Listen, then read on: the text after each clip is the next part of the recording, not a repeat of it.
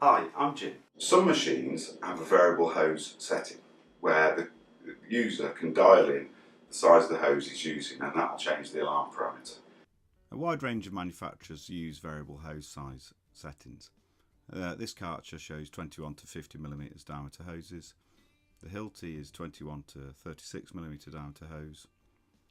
And the StarMix machine uses a simple symbol to indicate that it's selecting a hose size of between 21 and 35mm. And lastly, the Makita has a variable hose size of 27 through to 50mm.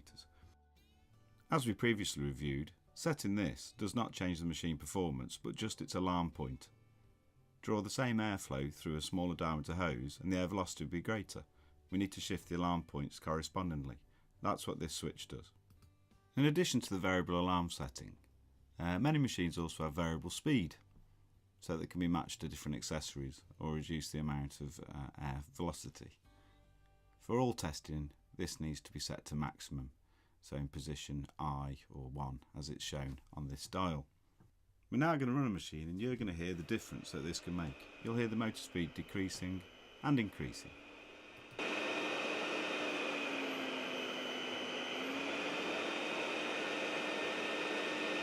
We're now ready to complete the rest of the test.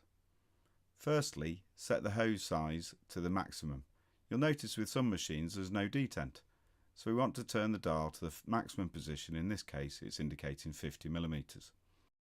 The machine is tested in exactly the same way as previously done, with the test hose inserted and the gauge firmly inserted in the test hose.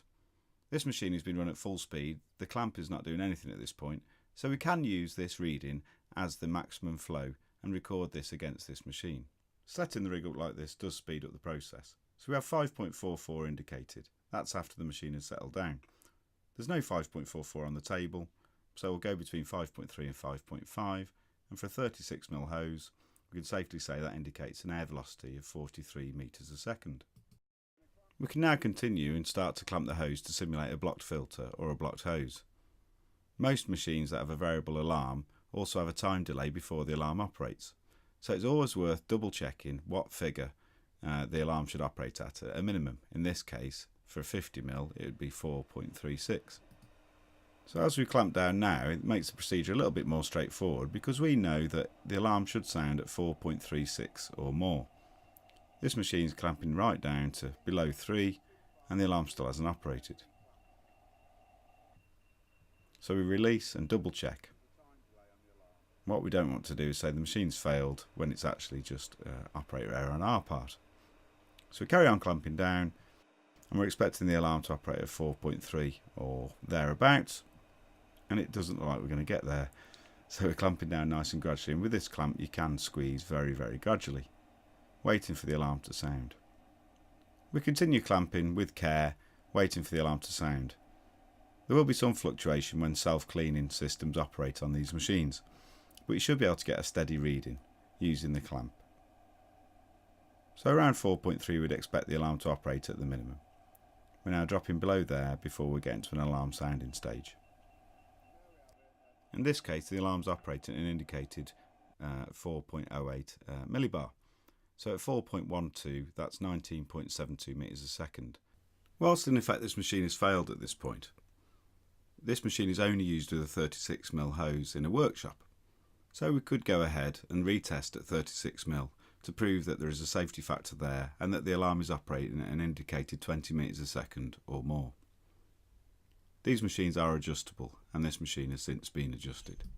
So carrying out the same test on a different machine with the hose set up in exactly the same way, we've set the variable alarm to 50mm diameter hose, and we gradually start to increase the restriction, simulating the blocked filter, and we're finding the alarms sounding at 5 millibar or thereabouts. Very simple to repeat the test, so we back off the clamp and re-clamp just to see at what point we're getting repeatability of the alarm function. And every time the alarm is functioning at or around 5 millibar.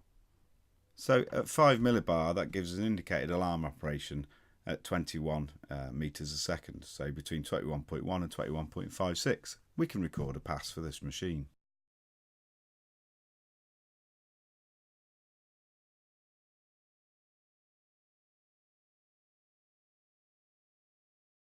To repeat the test for the other end of the alarm setting, so in this case 27mm, simply select that on the dial and then consult the data table.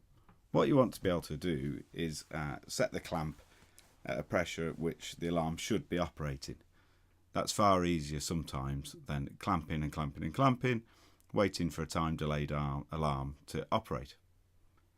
Please be warned, this is the noisy stage of the operation and ear defenders should definitely be worn, and also consider warning your colleagues. In this case 20.29 for 27mm, we should see a pressure of 0.31 millibar or more on the gauge to record a pass. So what we're now going to do is carry out that test and see at what point the alarm operates. We're simply now loading up the hose to simulate the blocked filter or hose and allowing the machine to stabilise as part of that process.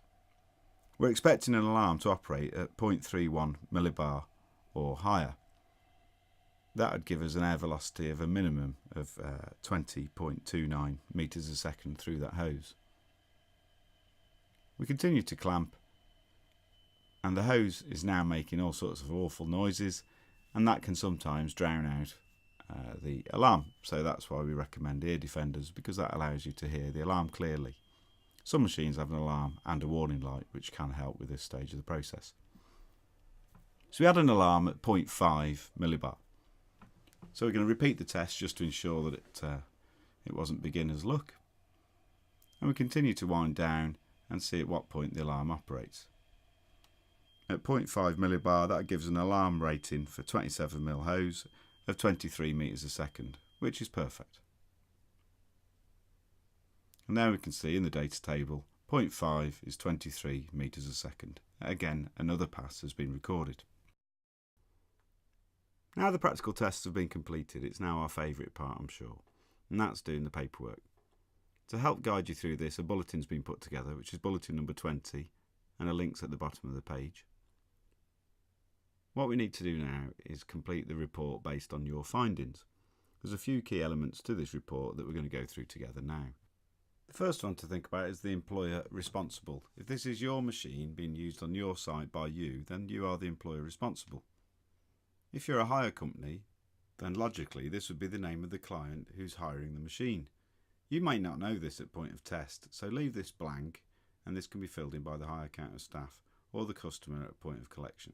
The other data is regarding the visual examination and the performance tests.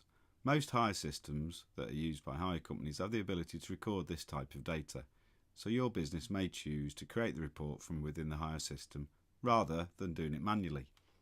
However, if you're not a hire business and you're simply using the kit to test your own machines, you can use the template as provided in the pack. And that's it, the process is completed. You've completed a thorough examination and test on a dust extractor. The paperwork takes about as long as the performance test, and as usual the visual examination of the equipment is key. Please subscribe to our channel Learning for Hire Limited.